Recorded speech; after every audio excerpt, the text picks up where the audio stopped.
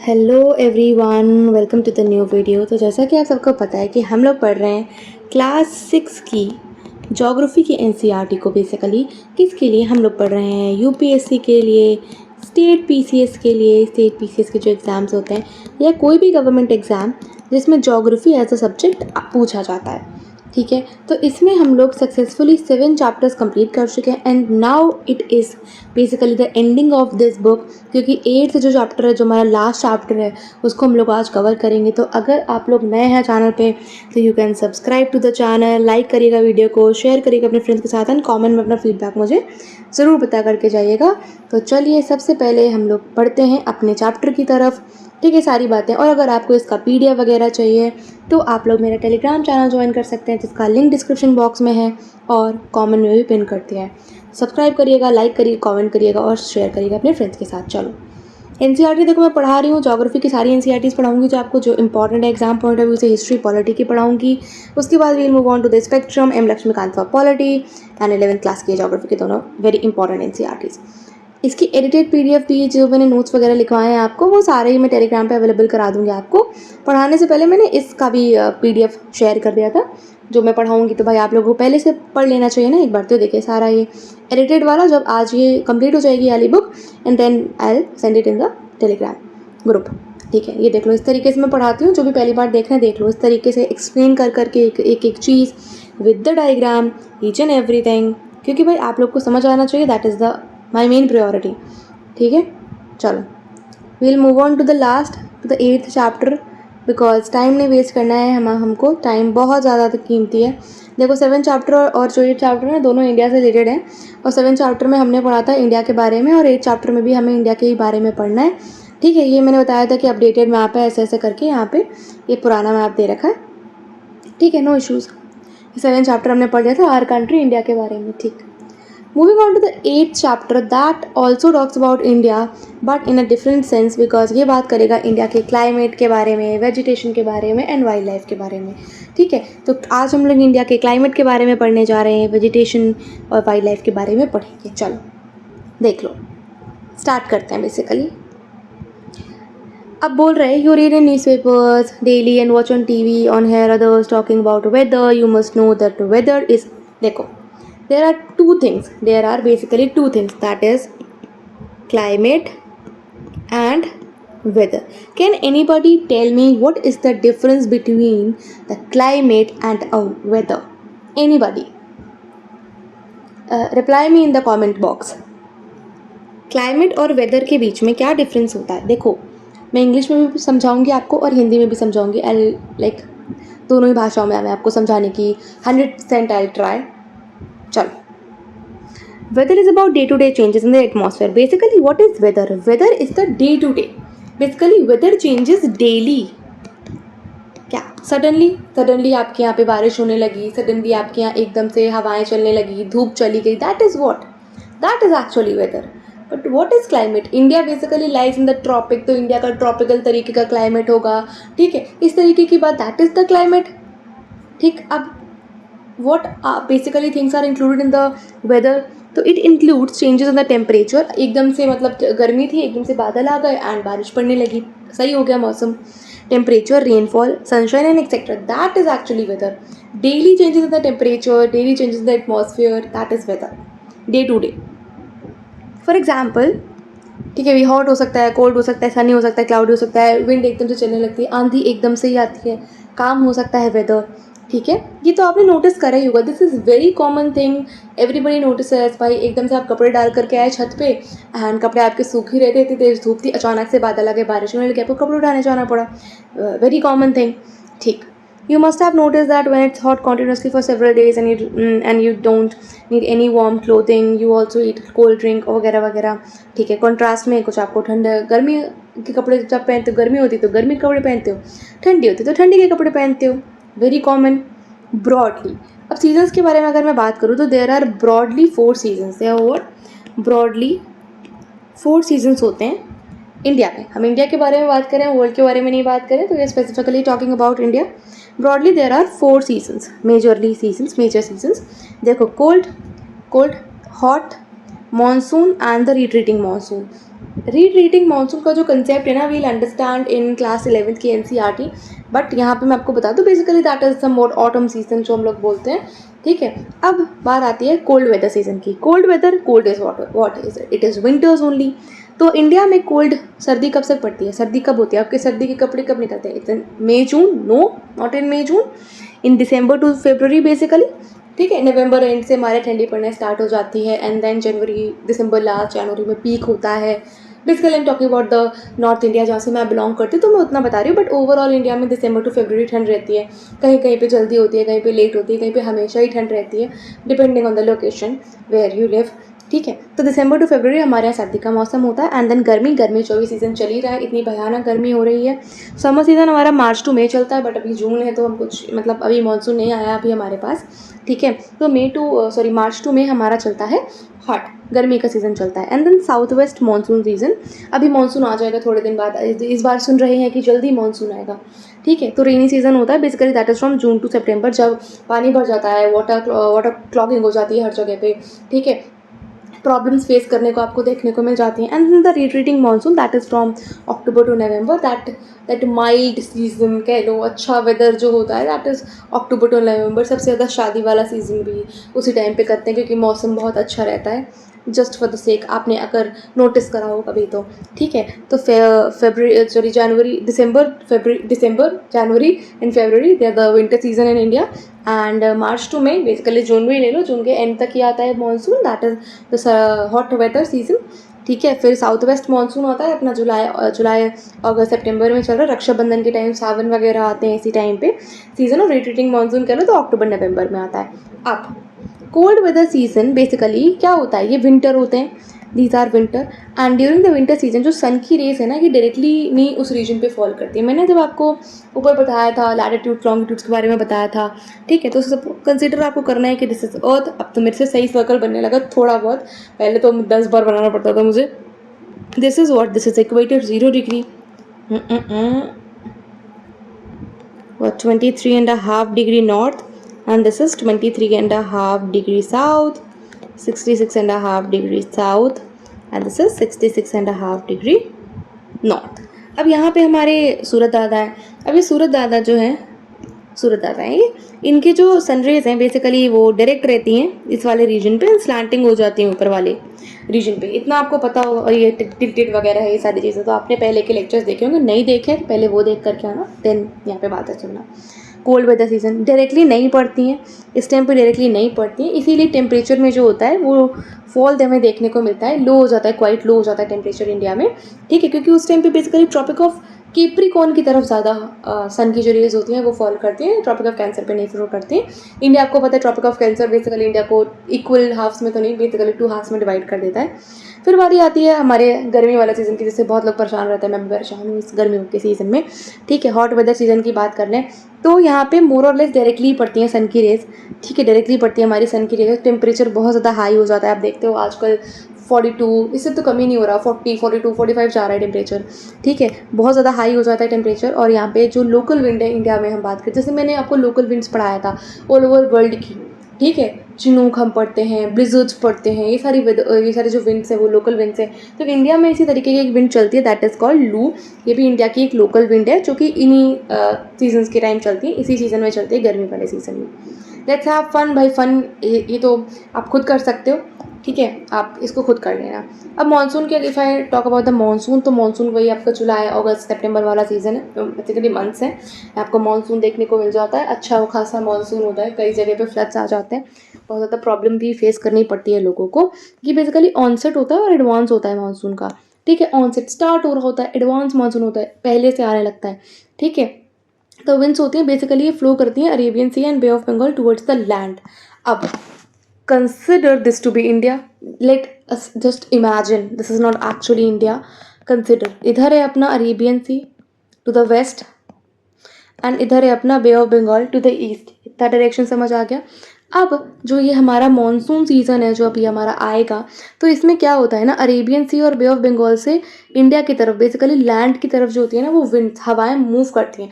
The winds actually move from the Arabian sea towards the land mass, basically Gujarat, ये आपको पता होगा, महाराष्ट्र वाले रीजन की तरफ, गुजरात, महाराष्ट्र, कर्नाटका वाले रीजन की तरफ जो है विंड्स मूव करती हैं बे ऑफ बंगाल से उड़ीसा, तभी आप देखोगे बहुत ज़्यादा फ्लड्स आ जाते हैं उड़ीसा में। दिस इज़ द रीज़न, ये बहुत ज़्यादा मॉइस्चर कैरी करती हैं उनके साथ। और यहाँ पे जो माउंटेन्स है आप देखोगे, यहाँ पे आपको काफ़ी ज़्यादा माउंटेन्स देखने को मिलेंगे, उड़ीसा साइड भी आपको माउंटेन्स देखने को मिलेंगे, वेस्ट बंगाल में भी। तो यहाँ पे ना basically they hit the mountains and इसी को कहते हैं ओरोग्राफिक रेनफॉल। अगर कोई भी रेनफॉल जो माउंटेन से टकरा करके होता है दैट इज़ ओरोग्राफिक, ठीक है, वर्ड है, that is just a word, ठीक है। बेसिकली माउंटेन से टकरा जाती है and rainfall occurs. Very simple, यहाँ से हवा चली, अरेबियन सी से from the west, bay of Bengal से फ्रॉम द ईस्ट, एंड यहाँ पे आकर के जो माउंटेन्स हैं आपके वेस्टर्न घाट्स हैं, ईस्टर्न घाट्स हैं, यहाँ पे आकर के जो हवा है वो मॉइस्चर लेडन विंड्स हैं। ये ज़्यादा मॉइस्चर लेडन विंड्स में बहुत ज़्यादा मॉइस्चर है and they just hit the mountain barriers and shed off their water, ठीक। अब retreating monsoon or the autumn season. What is actually the retreating monsoon or the autumn season? Let's just give some time and understand. Winds move back from the mainland to the Bay of Bengal. What is happening? It's a different concept कि अब क्या हो रहा है। अब land की तरफ से बे ऑफ बंगाल में वापसी जा रही है, घर वापसी हो रही है इन विंड्स की। What is happening? Winds move back from the main land, basically main land से बे ऑफ बंगाल की तरफ जो विंड्स हैं वो वापसी जा रही हैं, वापस जा रही है, तो रिट्रीट हो रहा है। अभी हमने देखा एडवांस मानसून है, ऑनसेट हो रहा है मानसून का, बस बेसिकली दिस इज रिट्रीटिंग, वापसी जा रही हैं। जब वापसी जा रही हैं तब यहाँ पे बेसिकली रिट्रीटिंग मानसून कहते हैं इसको। अब जो सदर्न पार्ट्स है ना, यहाँ पे रेनफॉल होता है क्योंकि अभी भी ये मॉइस्चर लेटेंट विंड्स ही हैं, ठीक है। अभी भी इनके पास मॉइस्चर कंटेंट है, ऐसा नहीं कि सारा जो है वो शेड आउट हो गया, बट मॉइस्चर अभी भी है। तो जब ये जा रही होती है वापसी, उसी टाइम पे जो होता है, जो सदर्न इंडिया है वहाँ पे, तमिलनाडु कह लो, आंध्र प्रदेश कह लो, यहाँ पे रेनफॉल होता है, ठीक है। तमिलनाडु, आंध्र प्रदेश में रेनफॉल इसी वजह से होता है। तो कई बार आपसे क्वेश्चन पूछा गया है, एक बार तो पूछा गया है, आई कैन श्योर यू, अब कौन से ईयर में पूछा गया, तो यूपीएससी ने पूछा था, ये मुझे नहीं पता, बट पूछा ज़रूर है कि कौन से लाइक वेस्टर्न डिस्टर्बेंस की वजह से, रिट्रीटिंग मानसून की वजह से, मानसून की वजह से, किसकी वजह से तमिलनाडु, आंध्र प्रदेश में रेनफॉल होता है। What is the reason? तो आंसर है आपका retreating monsoon. Retreating monsoon is the reason. अब ये क्या होता है, बेसिकली वापसी जाती है विंड्स में, basically the winds go backward towards the bay of Bengal and finally यहाँ पे रेनफॉल होता है आंध्र प्रदेश में एंड तमिलनाडु में because of the retreating monsoon, ठीक है। बेसिकली जो क्लाइमेट होता है that is average weather condition हो जाती है, ठीक है। काफ़ी ज़्यादा ईयर्स में देखा गया तो एवरेज वेदर कंडीशंस है। अब the climate of India is broadly describe the monsoon type. अगर बात करें तो इंडिया, अब एक मानसून ड्रिफ्ट होती है, यहाँ पे एक मानसून ड्रिफ्ट है, कहीं नहीं होती, वो इंडिया में ही देखी जाती है, ठीक है। When we study the ocean currents and everything, तब हम इसके बारे में बात करेंगे। Monsoon is basically taken from the Arabic word that is मौसम, which mean season, basically nothing makes us, for the exam point of view it's not important, but let's study अगर दे रखा है एनसीईआरटी में तो। Due to the India's location in the tropical region, India जो है tropical reason में, India lies in the tropics, most of the rain is brought by the monsoon winds, ठीक है। बहुत ज़्यादा जो हमारा मानसून है, जो बहुत ज़्यादा रेनफॉल है, वो मानसून विंड्स ही लेकर के आती है। बेसिकली इंडिया में इफ़ आई टॉक अबाउट, तो रेनफॉल होता ही है मानसून विंड्स की वजह से, majorly the rainfall occurs due to the monsoon winds. Agriculture is dependent on the rains, basically India agriculturist economy, agriculturist country है।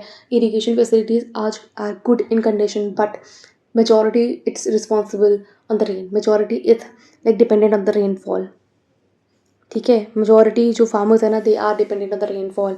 गुड मानसून आते हैं, बहुत ही ज़्यादा बेनिफिशियल होते हैं क्रॉप्स के लिए, अच्छे क्रॉप होते हैं उस टाइम पे, ठीक है, फसल होती है उस टाइम पे भी। We can not understand the things that farmers face, but हमारे लिए रेनफॉल एक मौसम है, एक अच्छा मौसम होता है, we enjoy rainfall, but many others in country they have massive problems due to the rains, बहुत प्रॉब्लम होती है उन्हें। चलो, the climate of a place is affected by its location. What am I doing? अब climate basically affect क्या किस किस वजह से होता है, तो location, altitude, distance from the sea and the relief. What kind of, देखो I am talking about the climate basically किस किस चीज़ों से अफेक्टेड फील करता है। That is the location. अब आपका location, if you are in the western part, ठीक है, तो आपका जो क्लाइमेट रहेगा बेसिकली दैट इज़ लाइक गर्मी रहेगी हमेशा आपके वहाँ पे, कभी कभी आपका वेदर चेंज हो सकता है, बट बेसिकली द क्लाइमेट जो रहेगा दैट इज़ लाइक हॉट, ठीक है। And if you are in Ladakh region तो वहाँ पे आपका ठंडा ही रहेगा, क्लाइमेट इज़ बेसिकली जो है ठंडा, इसके लिए कोल्ड आई मीन टू से। अब ऑल्टीट्यूड, ऑल्टीट्यूड पे भी डिपेंड करता है आपका क्लाइमेट, ठीक है। अब ऑल्टीट्यूड पे कैसे, जितना आप ऊपर चलते चले जाओगे टेम्परेचर कम होता जाता है, ठीक है, तो different kind of, but I am taking only the elements wise, जो एलिमेंट्स इसमें दे रखे हैं। डिस्टेंस फ्रॉम द सी, समुद्र तल से कितना दूर है, ठीक है, उस पर भी डिपेंड करता है। बेसिकली विंड्स उस पर डिपेंड करती हैं, ईच एंड एवरीथिंग, सारी चीज़ें डिपेंड करती है। रिलीफ, भाई रिलीफ कैसा है, इज इट अ प्लेन्स में है, प्लेट्यू है, माउंटेन एरिया है, या क्या है। Therefore we experience regional differences in the climate in India, क्योंकि इंडिया में आपको हर तरीके का बेसिकली देखने को मिल जाएगा, डाइवर्सिटी है बहुत ज़्यादा इंडिया में, India is a diverse country. तो आपको यहाँ पे हिमालयाज़ भी देखने को मिलते हैं, आपको प्लेन्स भी देखने को मिलते हैं, यू सी द रेगिस्तान, द राजस्थान डेजर्ट ऑल्सो, ठीक है, आपको वेस्टर्न घाट्स भी देखने को मिलते हैं, ईस्टर्न घाट्स भी देखने को मिलते हैं, you see highly lofty mountains in the north, ठीक है। तो बहुत सारी चीज़ें आपको, बहुत सारे रिलीफ फीचर्स आपको इंडिया में इकट्ठे ही देखने को मिल जाते हैं। जैसे कि मैंने आपको पहले ही बताया कि जैसलमेर बीकानेर जो है इन द राजस्थान रीजन, तो यहाँ पे आपको हॉट, वेरी हॉट मिल जाएगा। द्रास है, Kargil in Jammu Kashmir, I was talking about the Ladakh region, ठीक है। तो यहाँ आपको कोल्ड कोल्ड मिल जाएगा, तो कोल्ड डेजर्ट कहते हैं लद्दाख को, लेह लद्दाख को, ठीक है। कोस्टल प्लेन्स भी आपको देखने को मिल जाएंगे। Coastal plains are in Mumbai, like Mumbai, Kolkata, ठीक है। Mumbai is in the western part and the Kolkata in the eastern, ठीक है। तो कोलकाता, मुंबई, ये सारी जगह पे आपको कोस्टल प्लेन्स देखने को मिल जाएंगे। Basically they are neither too hot और कोल्ड। आप मुंबई जाते हो, पुणे जाते हो, तो आपको नॉर्मल वेदर मिलता है, ना ही ज़्यादा सर्दी होती है ना ही ज़्यादा गर्मी होती है, नॉर्मल वेदर रहता है वहाँ पे, ठीक है, नॉर्मल क्लाइमेट है बेसिकली। कभी कभी बारिश हो जाती है, कभी थोड़ी बहुत धूप निकल आएगी, तो आपको ना ही सर्दी के कपड़े की ज़रूरत होती है ज़्यादा, और मतलब नॉर्मल ज़्यादा सर्दी वगैरह के कपड़े की ज़रूरत नहीं होती, क्योंकि इतनी ठंड नहीं होती वहाँ पे। अब being on the coast, this are very humid, आप देखते हो बहुत ज़्यादा प्रॉब्लम भी होती है बारिश की वजह से। मुंबई में इस टाइम हो रही है मुंबई में बारिश, अभी जब आप ये वीडियो देख रहे होगे जून में, तो अभी मुंबई में बारिश स्टार्ट हो गई है। अब मौसेरा देख लो, मेघालय में, यहाँ पे वर्ल्ड का हाईएस्ट रेनफॉल होता है, ठीक है। मौसेरा मेघालय में रीजन है, ठीक, तो यहाँ पे सबसे ज़्यादा रेनफॉल होता है, नोट डाउन कर लेना, जैसे 3 पीसेस, मतलब जो है 1 लाइनर्स होता है उनसे आ सकता है। और पर्टिकुलर देख लो, कहीं रेन नहीं होती, तो जैसलमेर में रेन नहीं होती, बट अभी कभी नोटिस करा गया था कि हाँ भाई राजस्थान में भी बारिश वगैरह हुई है। चलो, अब vegetation, if I talk about the vegetation, सबसे पहले इस पिक्चर को देखो। अब देखो इस पिक्चर को, आपको ग्राउंड लेयर दिख रही होगी, यहाँ पे कुछ छोटे छोटे क्या श्रब्स दिख रहे होंगे, कुछ दिख रहे होंगे, ठीक है, ये दिख रहे हैं आपको, ये सब क्या है, तो ये तो मिट्टी है, basically this is the soil, ठीक है। तो ये आपको श्रब्स दिख रहे हैं। श्रब्स बेसिकली 1.5 मीटर्स के हाइट तक के होते हैं, मतलब इतना ज़्यादा नहीं होते, ओके। उसके बाद ट्रीज़ आपको दिख रहे हैं, बड़े बड़े ट्रीज़ हैं यहाँ पे, फिर ये यंग ट्रीज़ हैं, बड़े हो गए ना, अभी तो छोटे थे, अभी बड़े हो गए हैं ट्रीज़। फिर उसके बाद कनोपी, मतलब ऐसे ट्रीज़ बनाते रहेंगे। अब जैसे अब देखो कनोपी, कई सारे ये ट्रीज़ हैं, तो इनने घना जंगल बना दिया ऐसे, तो एक कैनोपी बन गई बेसिकली, कैनोपी, ठीक है। तो आपको एवरग्रीन फॉरेस्ट में कैनोपी वगैरह देखने को मिल जाता है, ठीक है। फिर ये जा रही है इमर्जेंट लेयर, सबसे ऊपर वाली को कहते हैं इमर्जेंट लेयर। आपके एग्जाम पॉइंट ऑफ व्यू से ज़्यादा इंपॉर्टेंट नहीं है, this is not like very important for your exam point of view, but at least अगर दे रखा है तो you should have a look on this. Now I will talk about the natural vegetation. What is this book telling about us, the natural vegetation के बारे में। Variety of plant हम देखते हैं, ठीक है, variety of plant our surroundings पे देखते हैं, कहीं पे भी देखते हैं, आप देखते ही होंगे, ठीक है। How nice it's to play with field with green grasses, बहुत अच्छा होता है। कभी कभी आपने नोटिस करा होगा, आपको like bare feet, अगर आप if you move on the grass you feel very like अच्छा लगता है आपको बस मूव करने पे, ठीक है। There are also small plants, bushes कहते हैं उनको, श्रब्स कहते हैं, ठीक है। दिस इज़ वेरी कॉमन यार, वेरी वेरी नॉर्मल बात है ये, ठीक है। देयर आर स्मॉल प्लांट्स, जिनको हम लोग बुशेस कहते हैं, श्रब्स कहते हैं, जैसे कि कैक्टस हो गया, फ्लावरिंग प्लांट्स हो गए। आप भी गार्डनिंग का अगर शौक रखते हो, you must have some plants in your home, ठीक है। Beside there are many tall trees, बहुत सारे। देखो ये बात क्या है, ये कुछ छोटे पेड़ होते हैं, कुछ बड़े बड़े पेड़ होते हैं, टॉल ट्रीज होते हैं, ठीक है। आप ब्रांचेस देख लो, सम विद मेनी ब्रांचेस, जैसे कि नीम, मैंगो, बहुत सारे और भी पेड़ होते हैं, पाम के पेड़ होते हैं, बहुत सारे इसमें ब्रांचेस होती हैं। अब the grasses, shrubs, the trees which grow on their own without interference और help of the human being are called natural vegetation. अब यहाँ पे ये बोल रहा है कि नेचुरल वेजिटेशन भैया होता क्या है, what is natural vegetation. Basically without the interference of any human being, अगर कोई भी जो प्लांट्स हैं, कोई भी ट्रीज हैं अपने आप उग जाते हैं, तो that is called the natural vegetation. ठीक है, उसी को हम लोग नेचुरल वेजिटेशन बोलते हैं। नेचुरल क्या है ना, ह्यूमन मेड होता है ना बेसिकली। अगर मैं बात करूँ, आपने अपने घर में लगाया, ठीक है, कोई पौधा लगाया आपने, दैट इज़ ह्यूमन मेड, वो आपने लगाया। बट कहीं पे अगर अपने आप ही हो रहा है, पॉलिनेशन के थ्रू हो रहा है, किसी भी चीज़ की वजह से हो रहा है, तो दैट इज़ नेचुरल वेजिटेशन। ठीक है, अपना तो वो है नेचुरल वेजिटेशन। ठीक, without any interference of any human being. अब do you wonder how these different from each other? बाई डिफरेंट होते हैं। Different types of natural vegetation are dependent on different climatic conditions. अब ईच एंड एवरी, अगर आप India में, मैं कहीं और की नहीं बात कर रहा, आई am talking about India only. आप किसी भी, आप वेस्ट में चले जाओ, ईस्ट में चले जाओ, नॉर्थ में चले जाओ, साउथ में चले जाओ, you will find different variety of plants, trees, different varieties. I have traveled a lot, I have seen different varieties of, मैं वहाँ से ही पौधा लेकर के आती हूँ, बट अपने यहाँ वो सर्वाइव नहीं करता।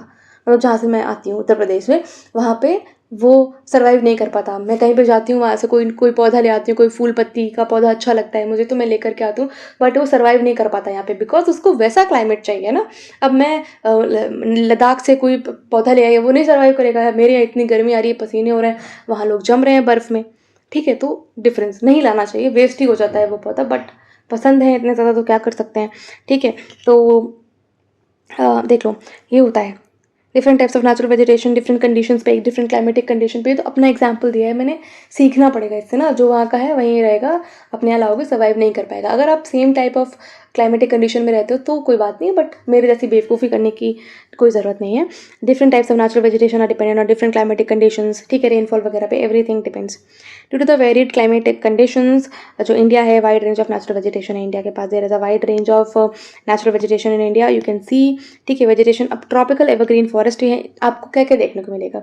You will find 5 types of basically vegetation in India, that is tropical evergreen forest, tropical deciduous forest, thorny bushes, mountain vegetation, mangrove forest। देखो, ट्रॉपिकल एवरग्रीन, ठीक है, ट्रॉपिकल डेसिडुअस वो प्लांट्स होते हैं बेसिकली जो एक सीज़न में अपनी लीव्स को शेड कर देते हैं।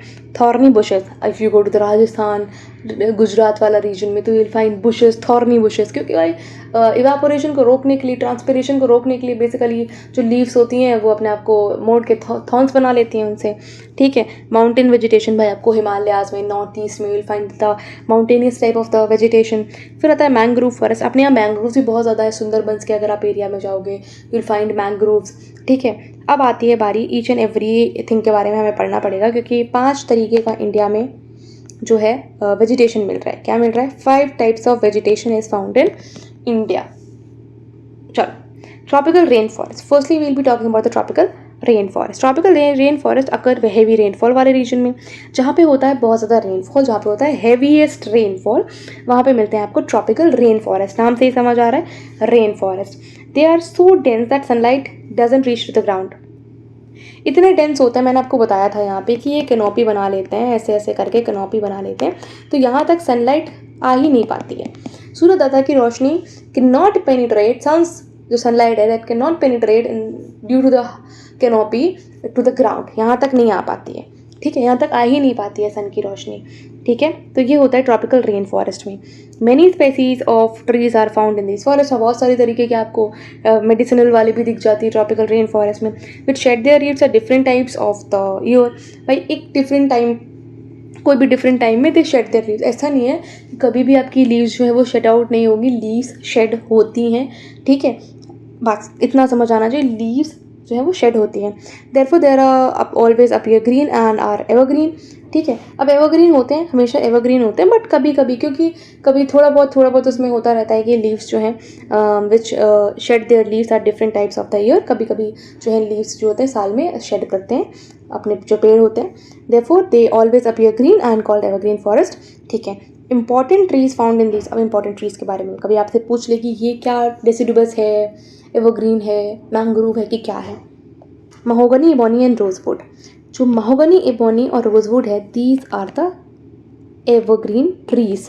ठीक है, Andaman and Nicobar islands, part of eastern north eastern states and narrow strip of western slope of the western Ghats are home of this forest. तो if I talk about the western Ghats ना, बेसिकली यहाँ पे आपको बहुत ज़्यादा वेजिटेशन देखने को मिल जाता है, ठीक है। कस्तूरी रंगन कमेटी भी बनी थी इसी के लिए, वेस्टर्न घाट्स के लिए।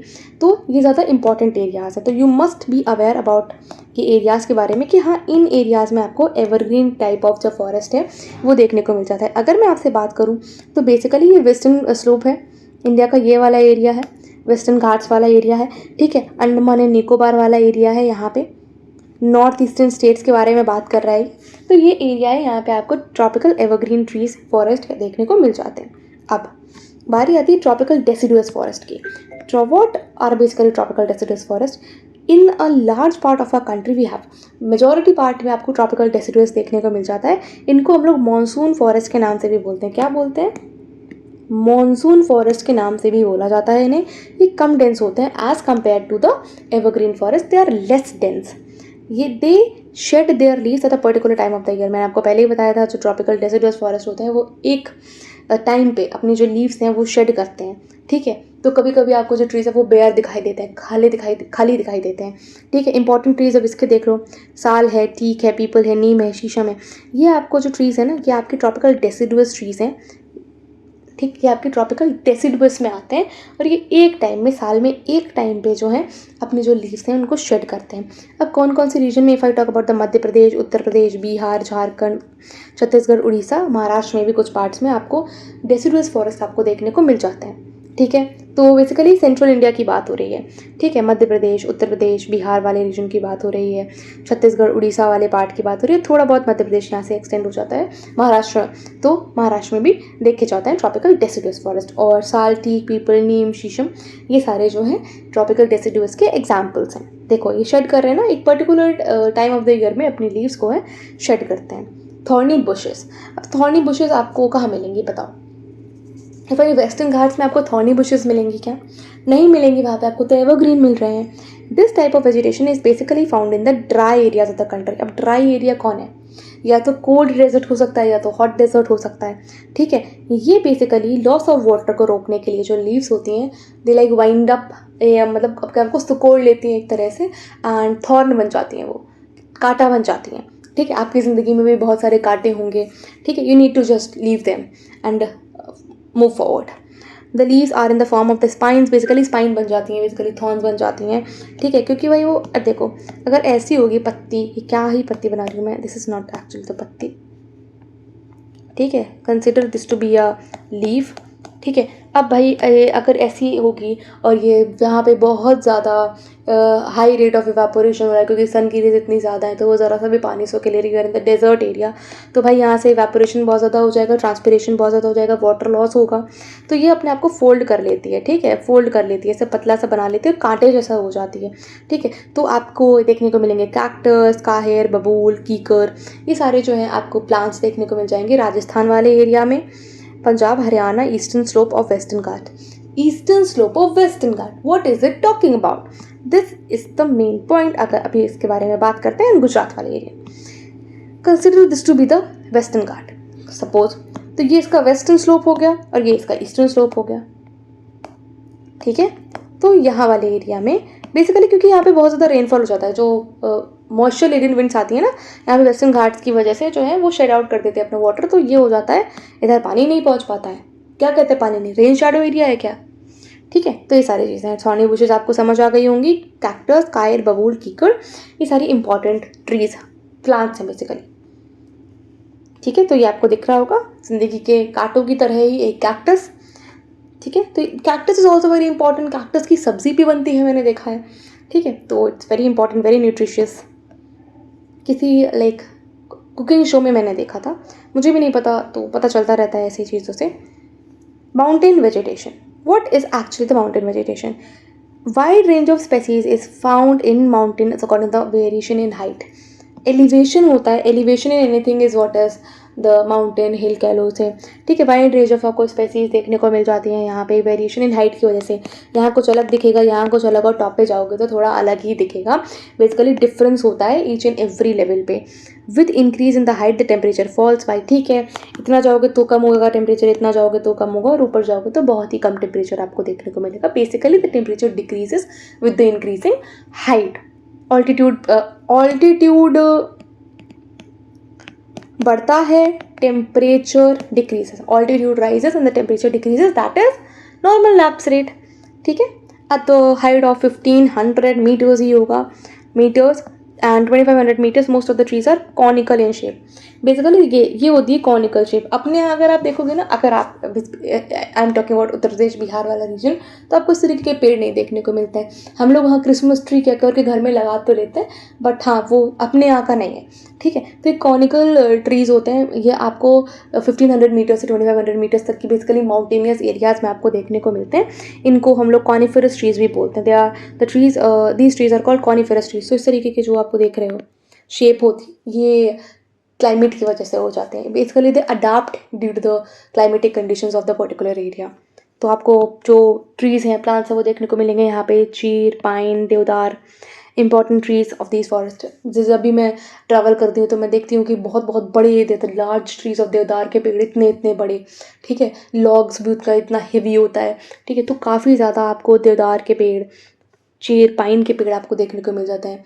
ठीक है, and if you travel, you understand, if you travel to any mountainous place, plains में आप जाओ, अगर आप माउंटेन में रहते हो तो आप घाट्स में जाओ, वेस्टर्न घाट्स की तरफ जाओ, डिफरेंट तरीके का आपको एक्सपीरियंस मिलता है। ठीक है, मैंग्रोव वेजिटेशन। अब मैंग्रोव फॉरेस्ट की अगर मैं बात करूँ तो basically these forest are basically survive in saline water. यही एक ऐसा इकलौते पेड़ पौधे हैं जो कि सलाइन, खारे पानी में सर्वाइव कर सकते हैं। ठीक है, खारे पानी में सर्वाइव कर सकते हैं। ये बेसिकली फाउंड, आपको पता है, सुंदरबन वाले एरिया में, वेस्ट बंगाल में, सुंदरबंस वाले एरिया में आपको देखने को मिल जाते हैं। वेस्ट बंगाल में सुंदरबन, अंडमान एंड निकोबार में भी आपको देखने को मिलते हैं। सुंदरबंस एक पेड़ मिलता है सुंदरबन में जिसका नाम है सुंदरी। इस वजह से उसका नाम सुंदरबंस है, या सुंदरी इस पेड़ का नाम है, जो भी है। बट सुंदरबंस में आपको एक पेड़ जरूर देखने को मिलेगा जिसका नाम है Sundari, as a well known species of trees in the mangrove. ठीक है, सुंदरबंस में आपको देखने को मिलता है forest after which Sundarbans have been named. अच्छा, तो सुंदरी पेड़ यहाँ पे मिलता है, इसीलिए जो है सुंदरबंस का नाम सुंदरबंस रखा गया है। तो सुंदरी की वजह से सुंदरबंस नाम रखा गया है। ओके, अब ये बोल रहा है वाई आर फॉरेस्ट नेसेसरी। ये कोई पूछने की बात ही नहीं है, अभी तक आपको इतना तो पता ही होगा कि हमारे लिए फॉरेस्ट क्यों इम्पॉर्टेंट है। तो अब आप यहाँ पे देख लो, बेसिकली हमें फॉरेस्ट क्या देते हैं। प्लांट्स हैं, ऑक्सीजन देंगे। ठीक है, अब पेड़ होंगे, उसमें जो मधुमक्खी है, जो बीज है, अपना छत्ता लगाएंगे तो वो हमें हनी देंगी। फ्रूट्स देते हैं, गम देते हैं, नेचुरल हैबिटेट देते हैं, घर देते हैं वाइल्ड लाइफ को। हमें भी घर पेड़ पौधे से ही मिलता है। जब टिम्बर आता है, फर्नीचर बनता है हमारा, टिम्बर, रबर देते हैं, फर्नीचर देते हैं, स्पोर्ट्स एंड गुड्स, फ्यूल देते हैं, फॉडर मिलता है, शेल्टर मिलता है, मेडिसिनल प्लांट्स भी होते हैं तो मेडिसिन से प्रोवाइड करते हैं, और भी बहुत कुछ, एक्सेट्रा एंड एक्सेट्रा। सिर्फ इतना ही नहीं, बेसिकली हमारे सर्वाइवल के लिए बहुत इंपॉर्टेंट है फॉरेस्ट। तो पेड़ नहीं काटने चाहिए। ठीक है, पेड़ों को बचा करके रखना चाहिए। आप देखते हैं डे बाय डे, आप पेड़ काटने जाते हैं, मतलब कोई, आप नहीं, मतलब कोई पेड़ काटने जाता है, फिर वो छाँव ढूंढता है। ठीक है, तो छाँव, जब पेड़ काट दोगे तो छाँव कहाँ से मिलेगी। तो सस्टेनेबल डेवलपमेंट की तरफ बढ़ना चाहिए। Forest are very useful for us. They perform various functions. Plant release oxygen that we breathe and absorb carbon dioxide, very normal. ठीक है, प्लांट्स हमको ऑक्सीजन देते हैं। The roots of the plants bind soil, erosion से रोकती हैं। ठीक है, कम इरोजन होता है। Forest provide us for timber, furniture, fuel, wood, fodder, medicinal plants, herbs, honey, gum, lac. Forest are natural habitat of wild life. घर होते हैं ये उनका। तो घर ही छीन लोगे, फिर बोलते हैं कि आबादी वाले क्षेत्र में आ गए हैं जानवर, तो कहाँ जाएंगे वो जब उनका घर ही नहीं रहेगा। तो natural vegetation has been destroyed to the large extent due to the reckless cutting of the trees. Chipko Andolan चलाया गया था इसीलिए सुंदर बहुगुणा जी द्वारा। सही बोला मैंने या नहीं? We should plant more and more trees. अपने बर्थडे पे, अपने कोई ऑस्पिशियस दिन हो, आपके लिए कोई अच्छा दिन हो, उसमें ज़रूर एक पौधा लगाएं। कहीं भी आप लगा सकते हैं पौधा, अपने घर में जगह, अपने घर में लगाइए, पर पौधा ज़रूर लगाइए। ठीक है, द एग्जिस्टिंग वंस सेव करो जो एग्जिस्ट कर रही हैं। बहुत बहुत बहुत पुराने पुराने पेड़ आज भी एग्जिस्ट करते हैं। ठीक है, एंड इम्पॉर्टेंट है हमारी लिए ट्रीज़ बहुत ज़्यादा। स्पेशल प्रोग्राम चलाया जाता है एक वन महोत्सव के नाम से, जिसमें बेसिकली अवेयर करा जाता है कि हाँ भाई पेड़ पौधे लगाने चाहिए। ठीक है, अब बारी आती है let's talk about something about the wild life. This is the last lecture. मैं कभी भी नहीं चाहती हूँ कि लेक्चर 1 घंटे से ज़्यादा हो, और होगा भी नहीं, क्योंकि आपका कंसंट्रेशन 30, 35, 40 मिनट का ही होता है।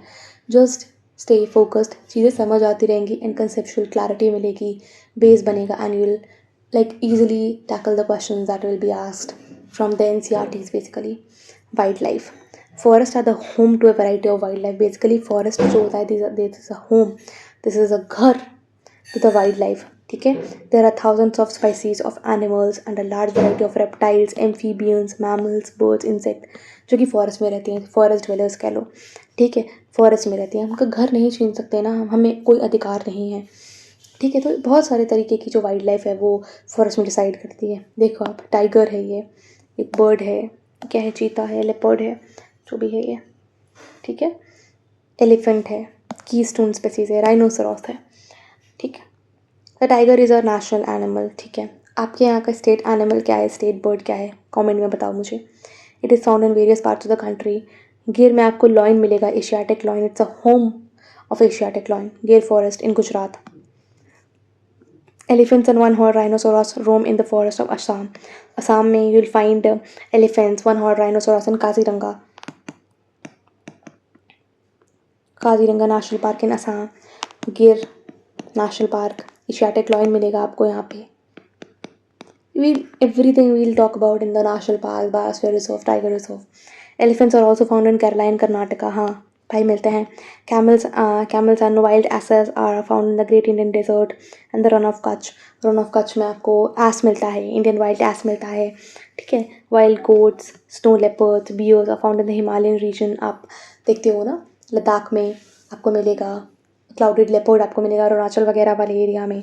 ठीक है, beside there are many other animals are found in such as monkey, wolf, jackal, nilgai, chital etcetera. बहुत तरीके के आपको एनिमल्स मिलते हैं. बेसिकली आप हर एनिमल को रिकॉग्नाइज भी नहीं कर पाओगे, बट बहुत सारे रिकॉग्नाइजेबल हैं, तो मतलब सही है. बट बहुत सारे ऐसे नहीं भी रिकॉग्नाइज करे गए होंगे ना अभी तक, तो कई बार आपको एकदम से देखने को मिलते हैं कि 200-300 साल से नहीं देखा गया है और अचानक से देखा जाता है. India is equally rich in the bird life. Bird भी बहुत है. सालिम अली को क्या बर्ड मैन ऑफ इंडिया बोलते हैं, am I correct? The peacock is a national bird. ठीक है भाई, पीकॉक जो है हमारी वो है नेशनल बर्ड, वो है national bird. A common birds are जैसे पैरट्स है, पिजन्स हैं, मैना हैं, गीस है, बुलबुल है, डक्स है. These are several bird sanctuaries. बहुत सारी बर्ड सेंचुरीज भी हैं इंडिया में बर्ड को सेव करने के लिए बेसिकली, क्योंकि इनकी हंटिंग पोचिंग भी होती है. अब बर्ड की पोचिंग इतनी ज़्यादा देखते हैं which have been created basically इनको नेचुरल हैबिटेट घर देने के लिए. आपने भी, अब गर्मी बहुत ज़्यादा है तो आप बर्ड्स के लिए प्लीज़ जो है एक कुछ भी बर्तन में छत पे जा कर के पानी रख सकते हैं एंड कुछ अनाज रख सकते हैं, ताकि उनको भी मतलब खाना भी मिल सके और गर्मी से भी बचे रहें वो. These provide the birds protection from hunters. आपको पता है पोचिंग बहुत ज़्यादा होने लगी है for I don't know what reasons, but poaching होने लगी. आप बताना क्या स्पेसिफिक रीजनेबल रीजंस हो सकते हैं पोचिंग के लिए, बर्ड्स की हंटिंग के लिए. आप अपनी बर्ड्स बताओ जो आपके एरिया में देखने को मिलती है. मैंने मतलब मेरे घर में बहुत सारे प्लांट्स हैं, तो मैं नोटिस करती हूँ कि बहुत बहुत डिफरेंट वैराइटीज़ ऑफ बर्ड्स मेरे यहाँ पे आती हैं. बट अब गौरैया को मैंने बहुत कम देखा, मतलब कम देखने को मिलती है मुझे गौरैया. आपके यहाँ पे गौरैया कितनी आपको देखने को मिलती है? स्पैरो बेसिकली जिसे बोलते हैं, तो गौरैया बहुत कम देखने को मिल रही है. आप there are several hundred of species of snakes. Snake भी बहुत ज़्यादा मिलते हैं, जैसे कोबरा हो गया, आपको किंग कोबरा कहते हैं, एंड क्रेट्स हो गया, ये कुछ स्नेक्स की वैरायटी हैं. कटिंग ऑफ द ट्रीज़ होने लगी है, हंटिंग होती है सेवरल स्पेसीज़ की. वाइल्ड लाइफ ऑफ इंडिया में आप देखते हो ना, वाइल्ड लाइफ प्रोटेक्शन एक्ट बना है, एनवायरमेंट प्रोटेक्शन एक्ट बना है. ठीक है, 1986 में. ठीक है, जो भी बना है, मतलब बेसिकली कुछ लॉज बने हैं इंडिया में, कुछ लॉज हैं. ठीक है, due to the cutting of the trees wild life जो है इंडिया में ये डिक्लाइन हो रही है रैपिडली. हमें नहीं पता चलता है बट रैपिडली डिक्लाइन हो रही है. कुछ स्पेसीज जो है एक्सटिंक्ट हो चुकी हैं, ख़त्म हो चुकी हैं. ठीक है, in order to protect them हम नेशनल पार्क्स बना रहे हैं, वाइल्ड लाइफ सेंचुरीज बना रहे हैं, बायोस्फीयर रिजर्व्स बना रहे हैं, हम सेटअप कर रहे हैं ये. बट कुछ भी कर लें हम नेचुरल हैबिटेट, तो हम उन्हें जितना मिल सकता था उतना नहीं दे पाएंगे जितना हम डिस्ट्रॉय कर चुके हैं. गवर्नमेंट ने प्रोजेक्ट टाइगर 1973 में चलाया, प्रोजेक्ट एलिफेंट चला रही है, and different types of projects are being in the run. ठीक है, राइनोसोरस का प्रोजेक्ट चल रहा है, प्रोजेक्ट टाइगर है, एलिफेंट है, बहुत सारे तरीके के प्रोजेक्ट चल रहे हैं. आप बताना, आप अगर कहीं पे रहते हो तो क्या कोई नेशनल पार्क वगैरह है वहाँ पे, या ज़ू होगा, अब ज़ू गए हो, ठीक है, देखा है आपने ज़ू में. You can also contribute in conserving wild life. हाँ भाई, आप अपने एंड से बहुत सारी चीज़ें आप कर सकते हो. इन्वायरमेंट को प्रोटेक्ट कर सकते हो, बेसिकली लोगों को अवेयर कर सकते हो, मिशन लाइफ का पार्ट हो सकते हो. क्या होगा इससे? इन्वायरमेंट सेव ही तो होगा. ठीक है। जब जा रहे हो रूम से बाहर तो फ़ैन लाइट ऑफ कर दो, ब्रश कर रहे हो तो टैप जो है उसको ऑफ कर दो, जब ज़रूरत है तभी चलाओ। Save water, save electricity, save fuel.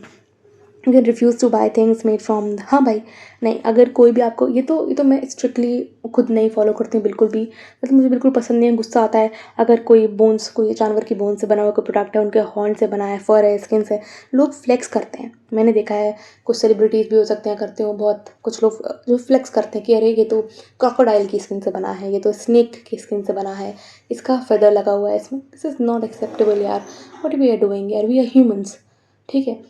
थोड़ी तो कुछ तो दिखाओ, मतलब सेंसिबिलिटी, ठीक है। Every year we observe wild life week in the first week of October, तो आपको ये पता चल गया, फर्स्ट वीक ऑफ अक्टूबर में हम वाइल्ड लाइफ वीक मनाते हैं, अवेयरनेस करने के लिए, लोगों को कंजर्व करने के लिए, हमारे एनिमल्स को बेसिकली, ठीक है। तो ये सारी चीज़ें हैं। पोचिंग हो रही है, आप देख रहे हो। सिमलीपाल, सिमलीपाल रिजर्व कहाँ पे? एनीबडी कहाँ पे? सिमलीपाल रिजर्व कहाँ पे? ठीक है। तो बहुत सारी चीज़ें हैं, ये सिर्फ एक टॉपिक नहीं है, ये बहुत बड़ा टॉपिक है। This is a very vast topic and इसको नहीं ख़त्म करा जा सकता है ऐसे ही।